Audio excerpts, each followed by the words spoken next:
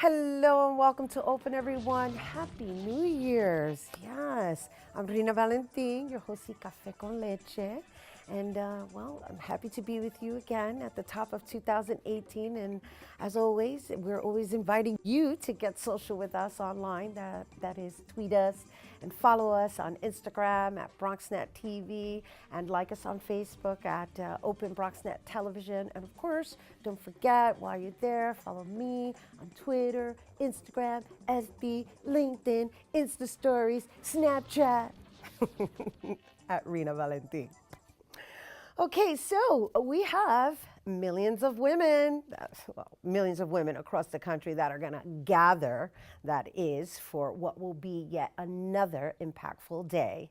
That is for 2018, the 2018 Women's March, and that's set to kick off. And more than ever, women are coming together. That's right, get ready, people, especially after the wake of the hashtag Me Too and the hashtag Time's Up movement. So here with us today to tell us more about the Women's March in New York City, we welcome Women's March Press Officer Sarah Gould Steinhardt. Hello and welcome. Thank you so much. We're so happy to be here. We are enthusiastic, right? We really are. We've seen such an incredible amount of enthusiasm for this year's march and everything that's going on. Well, Yeah. I think last year's was really surprisingly overwhelming in the sense that I participated in it, and I don't think people realized the turnout that we were going to have. We didn't. No one really realized what kind of turnout we were going to have. By all estimates, it was more than 750,000 people who poured into the streets of New York City last January. It was overwhelming. It was overwhelming. I was in it, so I was part of it, and I was like, wow, we have things to say. We certainly do, and we do again, do. and we still do, and we have a lot of work to do. But that was, this year has been an incredible display of women coming forward and demanding equality, and people in general demanding, their rights. Yes, no, I know, and I'm really going to try and stay away from the latest, in Spanish I'll call it caca, because I'm censored with my language. I'm censored with my language. Yes, right, and well, I think we all know about the latest controversy with that man that's in office right now. There's still a lot of work that needs to be done with regards to, yes, as you mentioned, our equality, and more so organizing and coming together to take back our country. It certainly, certainly, and I think that this year we can say that begins now with these marches that are happening on January 20th and 21st. The New York City March is happening on January 20th. It will run from 11 a.m. to 3 p.m. And there are, and this is an incredible number, there are 280 other marches happening all over the world on the same weekend. Amazing, amazing. Amazing. Are they all happening simultaneously? Many are. Okay. Many are happening on the 20th. Some are happening on the 21st. We have been calling this the hashtag Weekend of Women because this is happening all over the globe. And each march really has been organized and produced by separate groups of women in each of the cities that they're happening, and that just gives you a sense of this sisterhood that it's a reality. There's a sisterhood all over the world, and that's going to be on display. Oh, my hairs are standing up just at the thought of knowing, right, because you said global. Yes. I want to make sure everybody understands that's different countries, that's different parts of the world. And can we list some of them? Can Absolutely. you mention some of them? We can mention Los Angeles, San Francisco, Toronto, oh goodness, all over the world, all over Europe, South America, all over Canada, and all over the United States. Nice. Really, in nearly every single state. We need it. We need a global, unified, energetic force to combat the darkness that seems to be seeping into our space. We do, and in addition to the marches, we are also, the Women's March Alliance is really sort of the driving force in a voter registration initiative, and our goal is to register 1 million women to vote by the November elections. We're partnering with Vote.org and Rock the Vote and Latino Voter and League of Women Voters and Headcount, and that is sort of our second huge initiative. So I know we're here to talk about the march, but let's talk really quickly as much and provide as much information to anyone who may be listening that could either contribute or wants to participate. Like, so what are the steps here? So it's really as simple as visiting, our website, womensmarchalliance.org, to find out more information about how to vote and who to register with. At the march itself, we will have almost 130 voter registration volunteers who will be able to assist anyone who is interested in registering to vote. And that will be the case for marches all over the country. And that's a huge part of what we're doing. It's easy to register, and everyone should.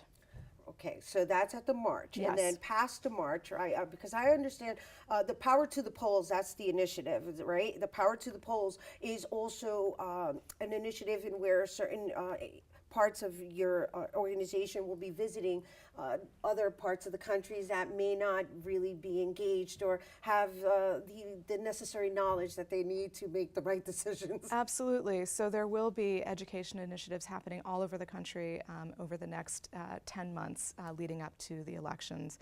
And you can find information out on our website. You can visit Power to the Polls. And all of the information you would need, anyone would need to find their local representatives to register is there. And that begins at the age of 18. It begins at the age of 18. No, we do. We need to emphasize because we need you guys to take the plunge and become adults. Absolutely. In the moment and having your voice heard. And so much of what we do is really focused on empowering young people to exercise their rights and to know their rights and then exercise them. And the most fundamental way of doing that is by voting. It's just so critical to the whole democratic process. Yes, and we thank you guys for taking the lead on that. And with regards to going back to the march on the 20th, what are some of the themes that you see are most prominent in the organization?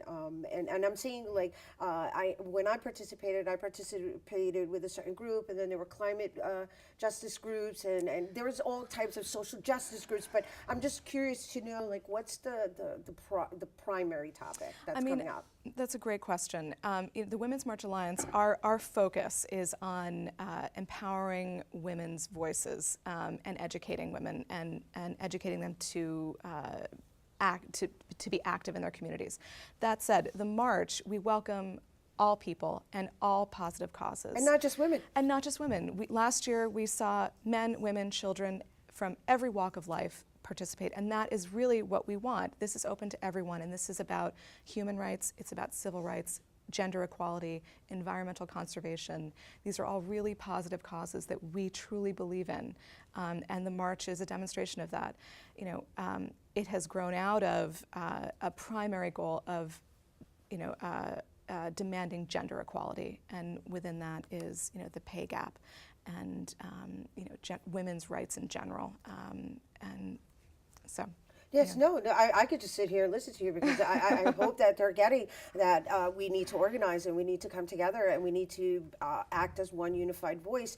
And please share with everyone what results we get from coming together and doing these marches. We show when we come together in these huge demonstrations, peaceful, powerful demonstrations, we show our lawmakers that exactly what we want. It's so easy to become complacent and to feel like you have a lack of power when it comes to showing our government what we want.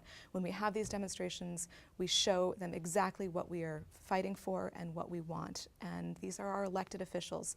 They work for us. And when we come out en masse, we show them exactly what we want from them. Yes. And the results we see are, it'll happen. It happens gradually, but we'll see those results in the upcoming elections when we've registered millions of people to vote. Yes, and we look forward to that. Yes, So yes. before we go, is it required to register for the march? It's not required to register for the march. It's encouraged so that we have a sense of just how many people are going to show up. You can register at womensmarchalliance.org. We encourage people to dress in layered clothing in case it's cold. Wear sneakers, bring a water bottle. It's not registered. We welcome everyone. If you can't register, come anyway. And the starting point is? The starting point is 71st and Columbus Avenue. It begins at 11 a.m. There is a rally from 11:30 to 1 p.m. with the most incredible slate of speakers and musicians performing. These are activists, they're musicians. These are really powerful women who have a lot to say. And then we will march beginning around 12:30, 1 p.m. Down Central Park West, through Columbus Circle, across Central Park South, and down 6th Avenue. Nice. Yes. Nice. Looking forward. And thank you so much for sharing it with us here at the top of our year. We're so thrilled to be here. Thank you. Sarah, Thank you so much. Sarah Steinhardt. Thank you. We'll see you again. See you Saturday. Yeah, you'll see me Saturday. I'm definitely going to be there. Great. And you guys, we hope you'll join us as well. And once again, for more information to join the upcoming Women's March, because, you know, time's up.